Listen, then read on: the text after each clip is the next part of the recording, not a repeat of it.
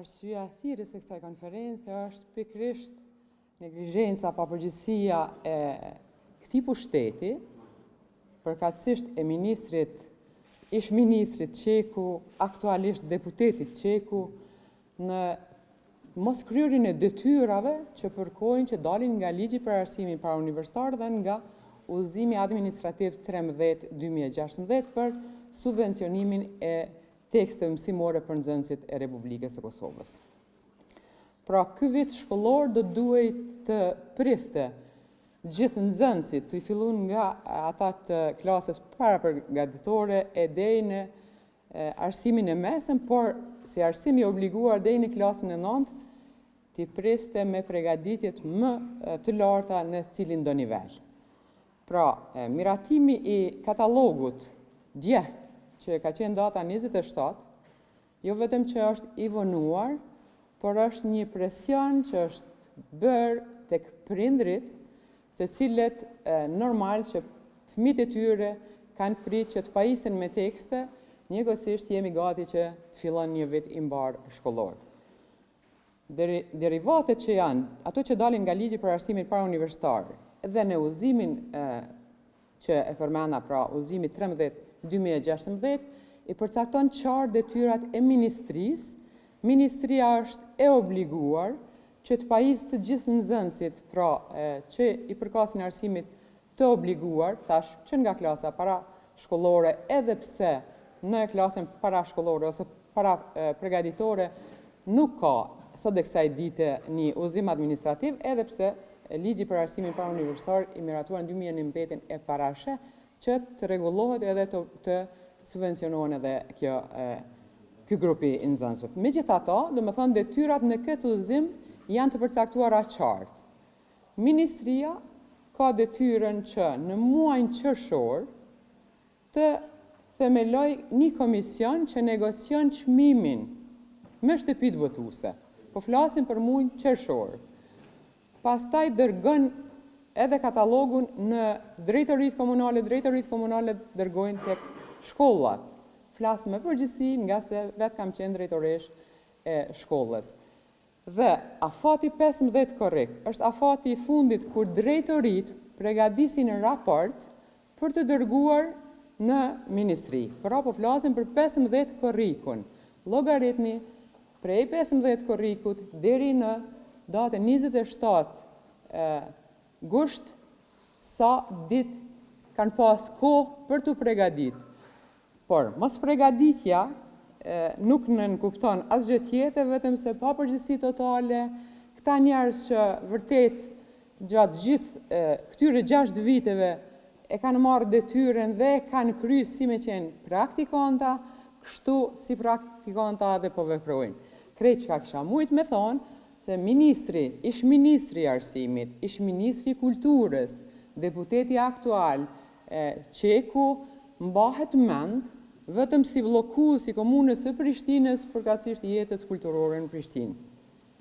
Pra, gjitha këto detyra që janë qartë përcaktuara në këtë udhëzim administrativ, prindrit me miratimin e katalogut dje me 27 i ka qitë në lajthitje, duke ju bërë presion psiqik nga se prindrit sot punojnë një punë, 2 punë, qoftë në sektorin privat, kudo dhe janë të obliguar për të punu për të mbajtur familjet e tyre.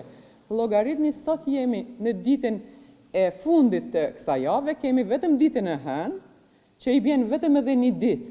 Llogaritni numrin e madh të nxënësve në Kosovë, megjithatë, edhe pse kemi numër shumë në ramje, por të gjithë prindrit po të shkojnë të cila do librari, pra sa do t'jetë fluksi ose sa do t'jetë në këtë kohë kur temperaturat i kemi shumë të larta, se qysh munden ata pas orarit, sepse nuk mund ta lëshojnë punën, se duhet me majt familjen edhe duhet me pas të hyra për familjet e tyre.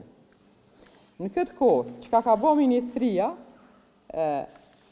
ka qitë një kohë në faqen në e-Kosova, kanë qenë 2 numra, një numër fiks edhe një email ku koordinatorët e shkollave që kanë kryer punën vullnetare janë përballë me probleme shumë të mëdha.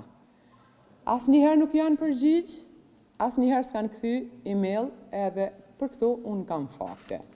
Pra, duke kryer një punë vullnetare, duke ju ndihmu prindërve, ka ndodhur kjo prej koordinatorëve. Por, edhe një problem tjetër që ka dalë, pos subvencionimit, pos çmimeve që tani do t'i tregoj që nuk përkojnë edhe me publikimin e katalogut të fundit, kemi pas edhe shumë probleme se disa prind, për shembull që kanë leje qëndrimi në Kosovë që janë numër shumë të madh, qoftë Luginës e Preshevës, Medveç, Bujanovc, qoftë edhe të Shqipërisë, që kanë leje qëndrimi, nuk kanë qasje në Kosova. Nuk ja u lejon mundësinë me apliku për subvencionime. Kjo po ndodh, domethënë pikërisht në kohën kur qeverisin pra lëvizjave të vendosje, kjo ka ndodhur në kohën e kolegës së Qekut, Zonjës Nagavci, pra ata asnjëherë nuk janë subvencionu, për këto prap unë kam fakte. Në anën tjetër, këta japin edhe pasaporta njerëzve që janë të dyshimt e që kanë edhe një të kaluar jo të pastër. Tani, pjesa tjetër, do me thonë, të arsimi parafillor, thash edhe njëherë, këta e kanë lënë si sektor jashtëdore, por prap se prap problemet që dalin në komuna, nga se presioni që kalon nga niveli qendror, përkatësisht ministria, duke mos ndarë buxhet, keni pa problemin me numrin e mësimdhënësve nëpër komuna, derisa në kohën kur ish kryetari Qendron Kastrati kishte marrë një veprim atëherë jo politik, në fakt politik, po jo popullor, Zonja Nagavci si antare e komisionit bashkë me mu e ka kundërshtuar në kohën kur ka qenë ministre dhe normal që gjykata kushtetuese ka treguar që ka bërë shkelje. Shkeljet në kushtetuese kanë qenë të vazhdueshme prej tyre, por sot komunat i lënë pa buxhet, duke i lënë mësimdhënësit në një presion si tepric, komunat detyrohen t'ju apagujnë, sepse ata kanë kontrata, t'ju apagujnë pagat dhe buxheti që do duhet të shkonte në investime kapitale duke investuar në infrastrukturë shkollore, shkon në pagat e mësimdhënësve. Kështu këtu edhe të drejtat e mësimdhënësve që dalin nga kontrata kolektive, e cila asnjëherë nuk është përcjell me buxhet nga niveli qendror, pra janë probleme të cilat sot po përballet jo vetëm prindi, nxënësi, mësimdhënësi, por edhe nivelet lokale. Në krejt këto që ka po e themi, unë kam disa fakte, pra kjo është udhëzimi administrativ që për cilin fola, udhëzim që është i vetmi, që ka derivuar nga ligji për arsimin parauniversitar i miratuar në 2011, gjithashtu thash detyrat janë qartë, unë kam marrë disa të dhëna nga prindrit, të cilët për shkak të normal jetës së tyre, duke qenë të punësuar, kanë ble tekste, edhe para se me dalë me një komunikat që është jashtë ligjore, ministri, sepse ministri Qeku, deputeti Qeku, në faqen e tij zyrtare në Facebook, ka 3 postime në muajin maj. Asnjëherë, ajo tregon jo seriozitetin e tij, ajo tregon që ai asnjëherë nuk ka vizituar një shkollë, ajo tregon që ai nuk është interesuar për arsimin në përgjithësi. Pra, unë i kam marrë këto pikërisht në faqen e ministrisë, në komente që kanë shkruar prindrit, pra janë fakturat që ata kanë, pra vlerën e teksteve totale, do me thonë edhe subvencionimin. Për shembull, klasa e parë i ka 63,87 €, kurse 60 € janë subvencionim. Shto këtu që nuk ka subvencionim për landet zgjedhore që janë obligative.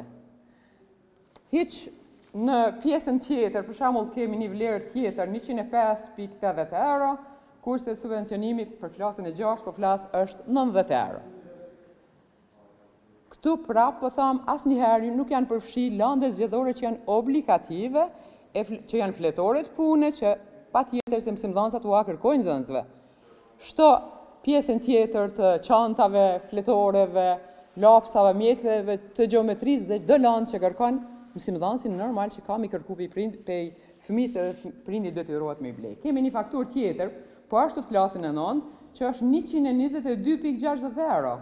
Subvencionimi është 90 €. Gjithkund pa në katalogun e ministrisë nuk figuron pra vlera për tekstet thash të lëndëve zgjedhore që janë obligative, sepse Ministria i ka në secilin shkollë janë lëndë që zgjidhen në procedura siç i parasheh edhe udhëzimi administrativ. Pra unë kam mjaft fakturat e tjera, kam fakte pra që sa kushton çmimi i librave, thash sa subvencionimi, por gjithkund nuk janë të përfshira edhe lëndët zgjedhore. Unë jam këtu për t'ju thonë që ka shumë shkelje të tjera, ka shumë gjëra që ne do t'i ngrisim në vazhdimsi, do t'jemi në momentet e duhura, në vendin e duhur për t'ju tregu këtyre që janë praktikanta, si praktikanta kanë ardhur, si praktikanta do të shkojnë. Faleminderit. Domethënë, unë e kam përcjell edhe në atë periudhë, ky komision është ngrit me shumë argumente, ka shumë fakte, por nuk kemi ende informata se ku është procesi. Deputetët e kanë dërgu, konkretisht deputeti i subjektit tonë politik, zoti Dreshaj, bashkë me gjithë anëtarët e tjerë. Pra, deputetët kanë punu në atë periudhë dhe ka mjaft fakte.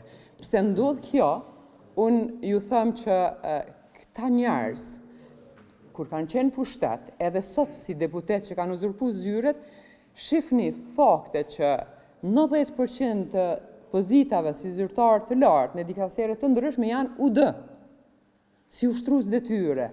Kjo nuk ka ndodhur në asnjë pushtet. E pse ndodh kjo? Për shkak të shantazhit mbi ata persona dhe ata mos me i kry detyrat edhe thjesht me rujt vendin e punës. Pra, presioni që ka ndodhur për 6 vite te këta sektor, te këta persona përgjegjës, mos flasim te administrata në përgjithësi, tash është vendos edhe në nivelin lokal presion psiqik, thash te prindrit, sepse presioni vjen prej fëmijës.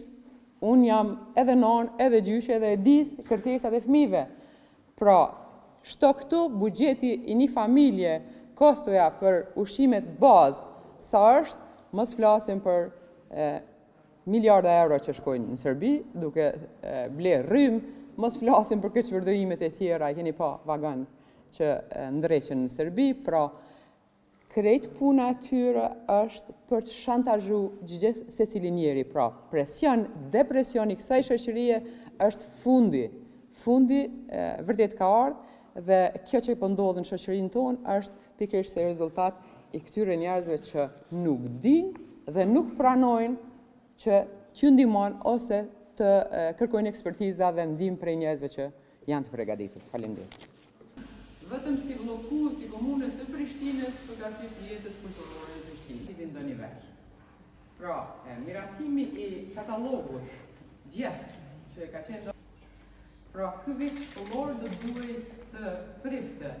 I ka qitur në lajthitje, duke ju bërë presion psiqik nga